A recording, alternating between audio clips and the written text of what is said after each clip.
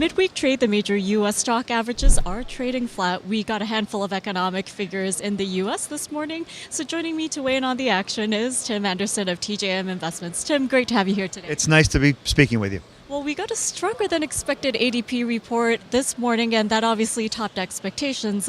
We saw the U.S. currency extend gains this morning following that release. But of course, all eyes are on the U.S. jobs report and next week's Fed. So what do you think we'll see in the equity markets until we get the jobs report and until the Fed? Well, it's certainly, the ADP report has certainly taken any uncertainty out of whether or not we're going to get a Fed interest rate hike. If you're pretty much at 100% probability. I think that the February jobs report does have a history of outperforming a little bit, and maybe that's what that would be consistent with an ADP report, stronger than what some people were anticipating. It will be very interesting to see the language behind the Fed statement. Also, clearly, if they do hike, as is now totally in the market, they're very well on track to hiking 3 times throughout the year. And so that would put them on track to meet their expectations they were talking about earlier in the year, unlike last year when they were talking about 3 or 4 potential hikes early in the year and then ended up only having 1. And they won't really discuss it yet, but clearly it has to be in the back of their mind somewhere that there's going to be a real fiscal stimulus program from the Trump administration, the likes of which we haven't seen for a long time.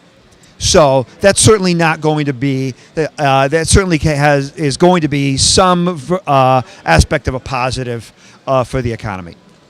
And now that you've given us your expectations for the Fed Reserve, I do want to shift our focus on over to the European Central Bank. Now, that bank will be announcing their decision tomorrow. We'll get the growth forecast as well as the outlook tomorrow. So what do you expect to see from the meeting tomorrow?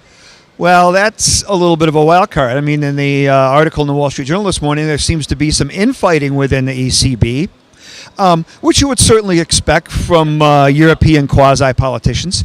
But when they were in a state of potential turmoil, they all got on the same page. So I think they're still going to have an easing tilt toward their agenda, but their economic numbers are definitely picking up.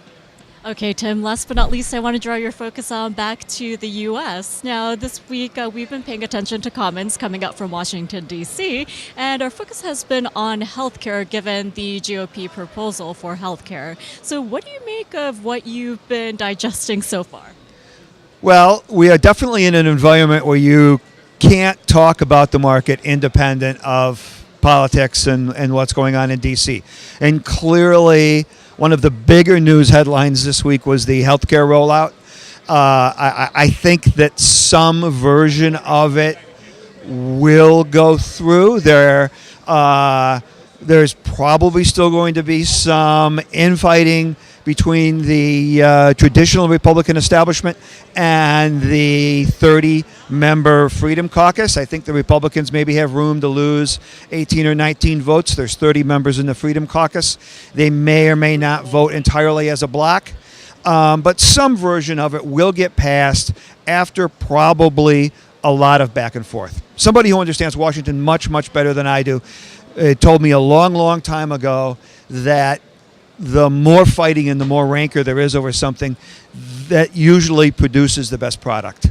So maybe that will be an indicator of how good the new healthcare plan really is. Okay, Tim. Well, I'm sure we'll continue to pay attention to headlines in the coming sessions as well as the coming weeks. There will be no absence for impact headlines coming out of Washington going forward, that's for sure.